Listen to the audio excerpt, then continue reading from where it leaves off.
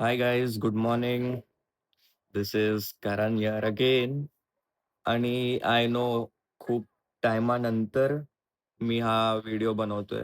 It's been almost 3 to 4 months मी कोणता व्हिडिओ अपलोड नाही केला YouTubeवरती. आणि त्याच्या पाठी खूप सगळे रिझन्स आहेत. ते मी या व्हिडिओद्वारे तुम्हाला सांगेन, की या 2-3 महिन्यामध्ये काय-काय झालंय माझ्यासोबत. So let's start with my job. Me job सोडली 2 महिन्या अगोदर 9th ऑफ नोव्हेंबरला. द रिझन बिंग की मी एक स्टार्टअपवरती काम करत होतो. तुम्हालाही माहिती असेल जर तुम्ही मला Instagramवरती फॉलो करत असाल. तर माझा एक स्टार्टअप असा होता की आईस बाथचा, कोल्ड शॉवर बाथ. तर खूप सगळे रिसर्च केले आणि असं म्हणजे रिसर्चमध्ये माहिती पडलं का इंडियामध्ये ह्याचा मार्केट अजून आला नाही व्हिच इस गुड पार्ट, की आम्ही तो मार्केट आल्याच्या अगोदरच स्टार्ट करणार होतो. पण इंडियन लोकं असे आईस बाथ घ्यायला थोडं मागे-पुढे बघतील. कारण नो वन विल स्पेंड 200 और ₹300 for a bath in India.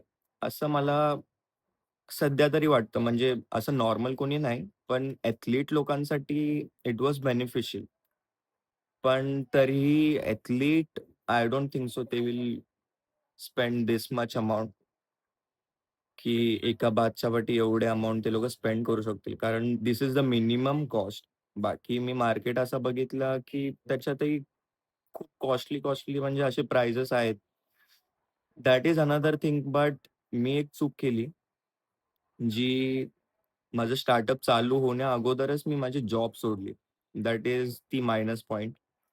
And than me असं होप करत होतो का माझा स्टार्टअप चांगला चालेल आणि तो ओपनही नव्हता झाला. मी फक्त रिसर्च करत होतो, त्याच्यावरती काम करत होतो. तो ओपन नव्हता झाला. अँड देन माझे जे सॅलरी वगैरे यायची, मला जे पैसे अकाउंटमध्ये यायचे जॉबमुळे हर महिन्याला, ती स्टॉप झाली. त्याच्यामुळे मेंटल स्टेबिलिटी थोडी डगमगावते. त्याच्यानंतर सेकंड थिंग, मी परत दुसऱ्या स्टार्टअपवरती वर्क केलं. That was the first one, जो मी स्टार्ट करणार होतो आईस बाथचा. That anyhow I am going to start, but not now. आत्ता तो स्टार्ट करून फायदा नाही, कारण इथे थंडी चालू आहे आणि पावसाळ्यात पण आपण कोणी यूज नाही करू शकत. तर उन्हाळा इज द बेस्ट ऑप्शन. जर कोणी इन फ्युचर माझा आयडिया घेऊन असं कोणी स्टार्ट करणार असेल, दॅट इज गुड. उन्हाळ्यामध्ये तुम्ही स्टार्ट करू शकता. अँड देन सेकंड थिंग, की माझे फायनान्शियल स्टेबिलिटी गेली. कारण इन्कम बंद झाली माझी आणि त्यानंतर जो पार्ट येतो, तो दुसऱ्या स्टार्टअपचा. मी दुसरा स्टार्टअपही विचार केला, जो की फूड बिझनेस होता माझा. त्याच्यावरही मी कामच करत होतो. मी स्टार्ट केलाच नव्हता. मी फक्त काम करत होतो. मी फक्त रिसर्च केली. त्याच्यानंतर मी खूप ठिकाणी गेलो सुद्धा जागा शोधण्यासाठी, बट नॉट इन मुंबई. मी गुजरातला जाऊन तो करणार होतो. कारण माझी खूप मोठी फॅमिली तिथे राहते आणि मला सपोर्टही खूप आहे. त्याच्यामुळे मला वाटलं का तिथे जाऊन थोडा सपोर्ट मिळेल आणि अजूनही आहे सपोर्ट, असं नाही की नाही आहे.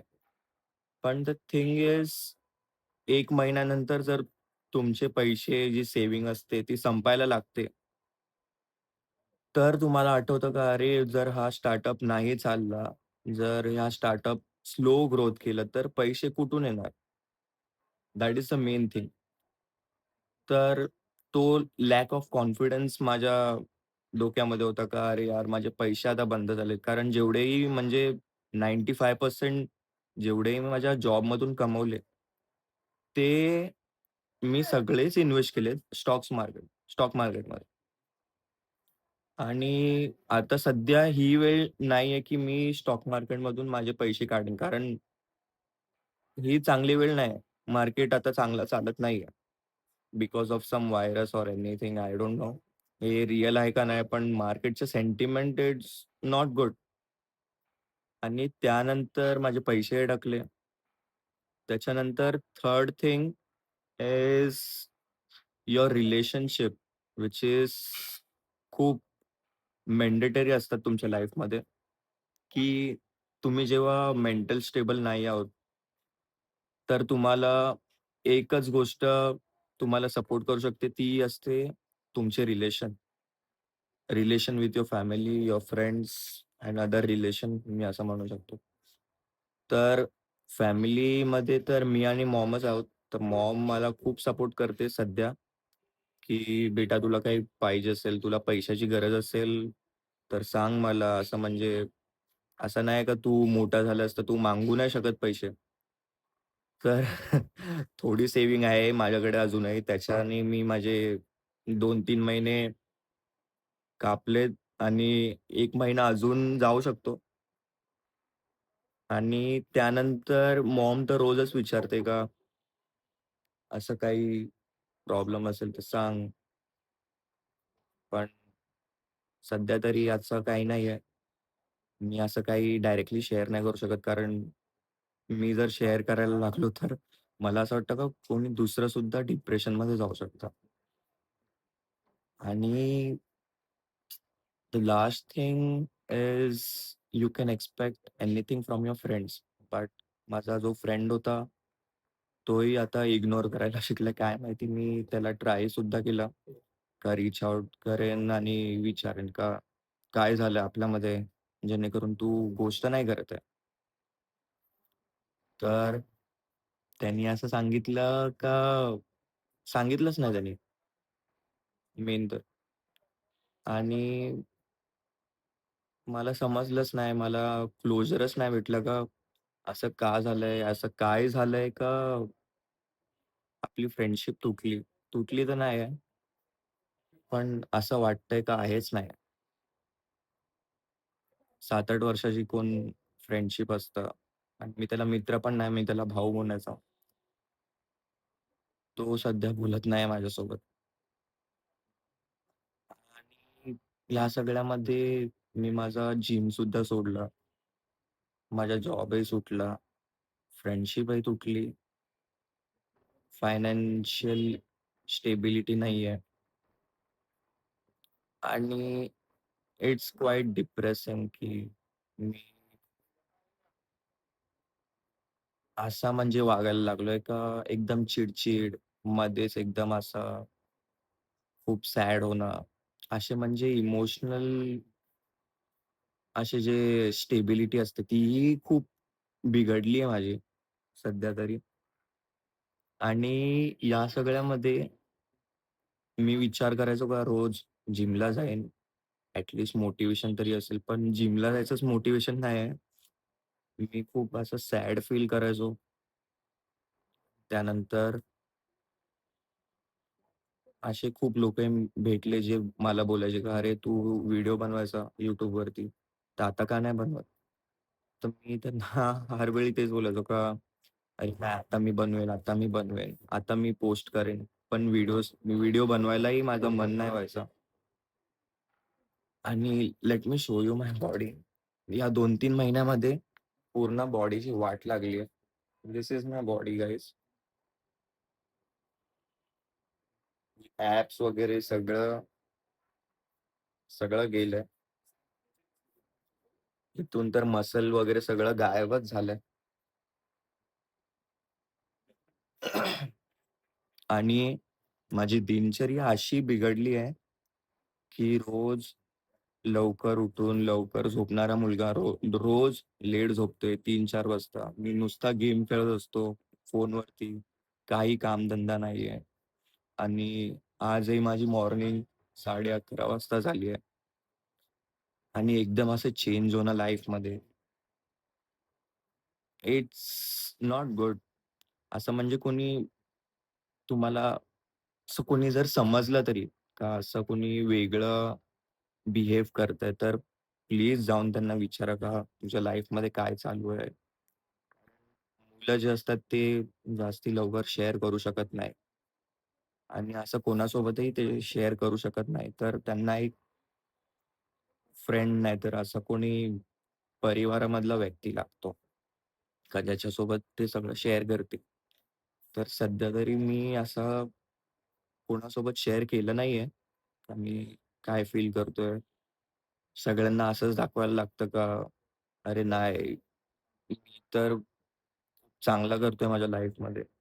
कारण आपण आपली वाईट साइड अशी दाखवू नाही शकत कोणाला पण. आणि वाईट साइड दाखवली ॲज अ मॅन मी बोलतोय. जर वाईट साइड दाखवली तर सोसायटी तुम्हाला लूजर असं घोषित करू शकतात, असं मला वाटतं.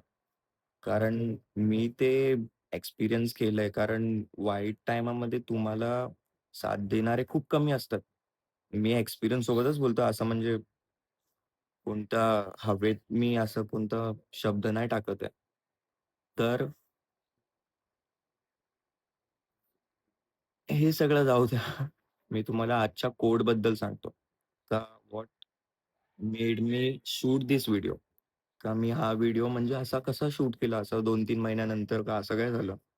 तर Instagram मी स्क्रोल करत होतो. असं झोपेतून उठून-उठून म्हणजे उठल्या-उठल्या मी फोन घेतो. That is my daily routine, की झोपेतून उठल्या-उठल्या फोन वगैरे चालवायचा, व्हिडिओज बघायचे, रील्स स्क्रोल करायचे. तर आज एक मी रील बघितली. का त्या रीलमध्ये कोट होता. तो मी तुम्हाला सांगतो. I hope you will feel motivated after this, की त्या कोटमध्ये असं लिहिलेलं, की "जल गया सब कुछ, तो बचा ही क्या है? जल गया सब कुछ, तो बचा ही क्या है? अगर बच गया मैं, तो जला ही क्या है?" आणि तो एवढा मला मोटिव्हेटेड वाटला का मी डायरेक्टली बोललो का "करण मोबाईल वगैरे सोड. तू व्हिडिओ चालू कर आणि तुझं YouTube चॅनल चालू कर. परत व्हिडिओज वगैरे अपलोड करायला स्टार्ट कर आणि प्लीज जिमला तरी जा ॲटलीस्ट. हा व्हिडिओ वगैरे बनव." तर दॅट्स इट. या वर्षाचा पहिला ब्लॉग आपण असा स्टार्ट करणार आहोत आणि I hope everything will go well. आणि बस गणपती बाप्पा मोरया. हा वर्ष चांगला जावो सगळ्यांचा. I hope for the best for all. Bye-bye.